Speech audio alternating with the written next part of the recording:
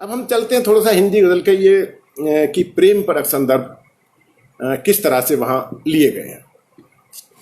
उर्दू में बहुत काम हुआ है, नो डाउट। वहाँ भाषा भी हमें रवां दवां मिलती है। भाषा के प्रति वहाँ जो उस्ताद लोग हैं वो अपने शागिर्दों को बहुत बारीकी से समझाते हैं। मैं इस बात का गवाह हूँ। और ज़रा सा भी कहीं अटक होती है तो कई बार ये भी होता है कि हम एक शब्द यहाँ ना रख के अगर यहाँ रख देंगे तो भाषा हमारी और अच्छी हो जाती है। तो उस्ताद लोग ये सिखाते हैं। आज है क्या कि बहुत सारे जो शिष्य हैं वो व्हाट्सएप पे उन्होंने रचना भेजी और अपनी छुट्टी पा ली। उस्ताद ने रचना ठीक की, उनको भेज दी। अब शिष्य को ये मालूम ही नहीं है कि संशोधन क्या किया गया है और क्यों किया गया है। उस्ताद ने संशोधन कर दिया और रचना व्हाट्सएप पर ही वापस कर दी। व्हाट्सएप पे ना तो उस्ताद इतना लिख पाता है कि कमी क्या थी और क्यों थी।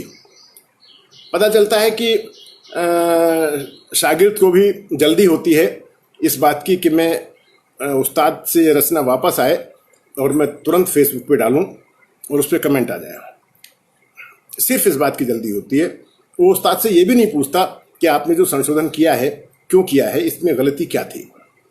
जबकि ये सारी चीज़ें उस्ताद के पास जब हम बैठते हैं 2-4-6 घंटे तो बहुत सारी चीज़ें उस्ताद के बगैर बताए ही हम सीख जाते हैं। हम ये सीखते हैं कि उस्ताद किस तरह से अपनी रचना को देख रहे हैं या हमारी रचना को देख रहे हैं, किस तरह से हमें टोक रहे हैं। उस्ताद के कुर्ता पहनने का अंदाज़ क्या है, उस्ताद के सिगरेट पीने का अंदाज़ क्या है, उस्ताद अगर शराब पीता है तो शराब के पैक को किस तरह से पकड़ रहे हैं, या उस्ताद अगर चल रहे हैं तो उनके चलने का अंदाज़ क्या है, उस्ताद के उठने बैठने का अंदाज़ क्या है। तो ये सारी चीज़ें, बहुत सारी चीज़ें हम उस्ताद के बगैर बताए हम सीख जाते हैं। उनको देखते देखते ही सीख जाते हैं। और जब वो बताते हैं तब तो और भी अच्छी बात होती है। ये मेरा सौभाग्य रहा कि मैं कृष्ण बिहारी नूर साहब से उनका आशीर्वाद मुझे मिला। उनके कदमों में बैठा हूँ और उन्होंने भी अपने बेटी की तरह, अपने बच्ची की तरह मुझे बहुत प्यार दिया। आज उनकी कमियाँ करती है, लेकिन कोई नहीं, कलाकार कभी मरता नहीं है। कलाकार अपनी रचनाओं में ज़िंदा रहता है। उन्होंने कहा भी है, उनका एक शेर भी है कि अपनी रचनाओं में वो ज़िंदा है, नूर संसार से गया ही नहीं। तो कलाकार हमेशा ज़िंदा रहता है। उन्हीं का एक शेर है, प्रेम परक संदर्भों में जब हम बात करते हैं तो उन्हीं का एक शेर है कि मिलन के गीत अधूरे रहेंगे दुनिया में। मिलन के गीत अधूरे रहेंगे दुनिया में, जन्म जन्म के यहाँ साथ छूट जाते हैं। आदरणीय आलोक यादव जी का बहुत बेहतर कमेंट है, लेकिन शराब और सिगरेट तो नहीं सीखें तो बेहतर है, शायरी सीखें।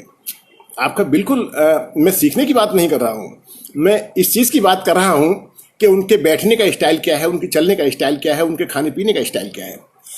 आपकी बात बिल्कुल ठीक है। वहाँ स्टाइल की बात हो रही है कि हम किसी से अगर वो बातचीत कर रहे हैं तो किस लहजे में कर रहे हैं, किस तरह से बात कर रहे हैं, उनका बातचीत करने का स्टाइल क्या है।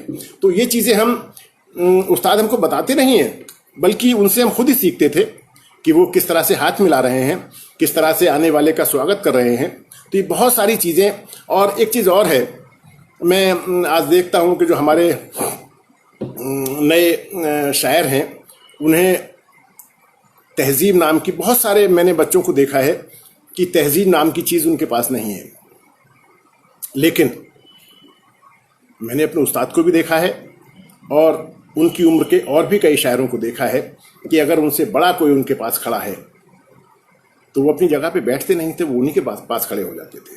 बोले जब ये खड़े हैं तो हम भी खड़े होंगे, पहले ये बैठेंगे उसके बाद हम बैठेंगे। ये है तहजीब।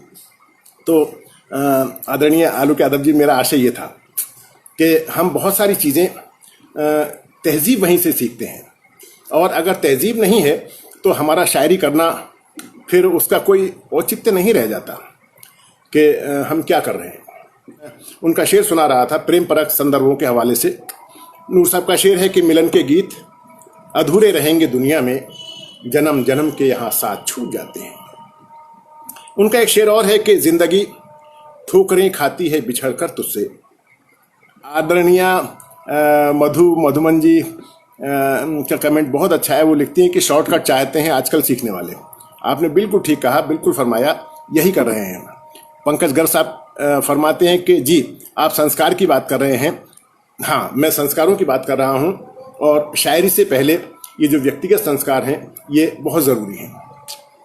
मैं देखता हूँ कि मैंने ये भी देखा है कि जो बड़े हैं वो नीचे बैठे हुए हैं, और जो छोटे हैं जो एकदम से अभी अभी जिन्होंने चलना सीखा है, लिखना भी नहीं सीख पाए, वो कुर्सी पे जाकर के बैठते हैं और सबसे पहले कुर्सी घेरते हैं, जबकि बड़े लोग पीछे बैठे रह जाते हैं।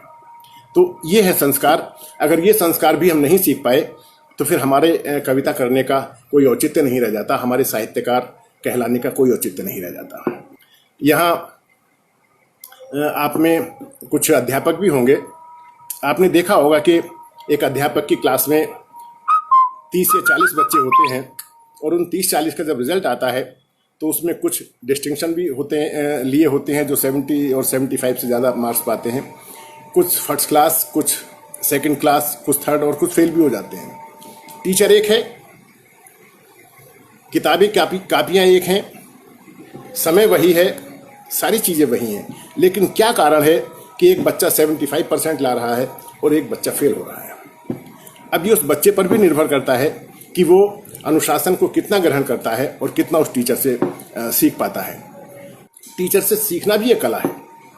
रजत देलवी साहब लिखते हैं कि सीखने की ललक नहीं किंतु शोहरत की तमन्ना है आजकल। बिल्कुल सही बात है। हाँ, अरविंद असर साहब श्रद्धेय पूज्य नूर साहब का शेर पेश कर रहे हैं कि जबी को दर पे झुकाना ही बंदगी तो नहीं, ये देख मेरी मोहब्बत में कुछ कमी तो नहीं। और ये इस तरह के शेर नूर साहब ही कह सकते हैं, जो अध्यात्म और श्रृंगार में पगे होते थे। ये फ़र्क कर पाना मुश्किल हो जाता था कि ये शेर आध्यात्मिक है या श्रृंगारिक। वो कहते हैं कि जिंदगी ठोकरें खाती है बिछड़ कर तुझसे, तेरी पाजेब के टूटे हुए घुंघरू की तरह। मैं 2 शेर दुष्यंत जी के पेश किए देता हूँ। वो कहते हैं कि तुमको निहारता हूँ सुबह से रितम भरा, तुमको निहारता हूँ सुबह से रितम भरा, अब शाम हो रही है मगर मन नहीं भरा। फिर उनका एक और शेर है कि चढ़ाता फिर रहा हूँ जो चढ़ावे, तुम्हारे नाम से बोले हुए हैं।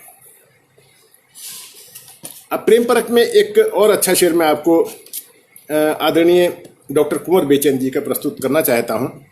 वो कहते हैं कि मैं रहा चुप तो कोई और उधर बोल उठा, कि मैं रहा चुप तो कोई और उधर बोल उठा, मैं रहा चुप तो कोई और उधर बोल उठा। बात यह है कि तेरी बात चली मीलों तक, बात यह है कि तेरी बात चली मीलों तक।